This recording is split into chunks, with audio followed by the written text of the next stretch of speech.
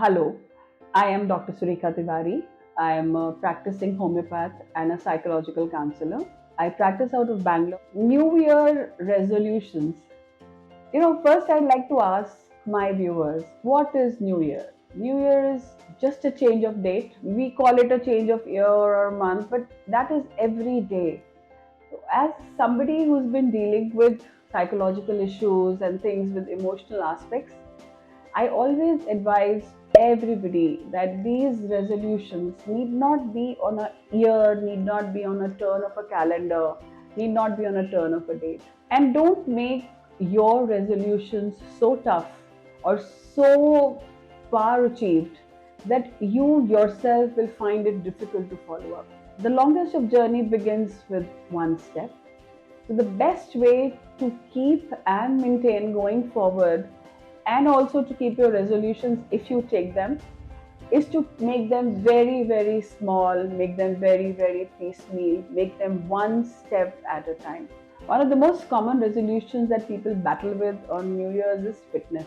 That I'm going to lose weight, I'm going to become more fit, I'm going to change my lifestyle. Even if you're doing any of this, these are very broad outlines. Just start with that little small thing about that. I'm going to eat half a idly less. I'm going to eat half a chapati less. Or maybe I am going to just make sure that every morning I'm going to get up 10 minutes early. And that part of it you can definitely keep. The second thing with resolutions is that when people are making resolutions, then there is a lot of peer pressure which I see. Everybody around me is going to the gym. I also must need to go to the gym. Everybody around me is losing weight, so I must do it. Or people are there who look after their academic pursuits. Again, the same rule follows, which allows you to keep your resolutions and succeed at that. Please take baby steps. Just take small steps towards your goal. And those goals can be plotted over a period of time. It could be 1 year, it could be 1 month, it could be 3 years. What's the problem? Life will go on for you.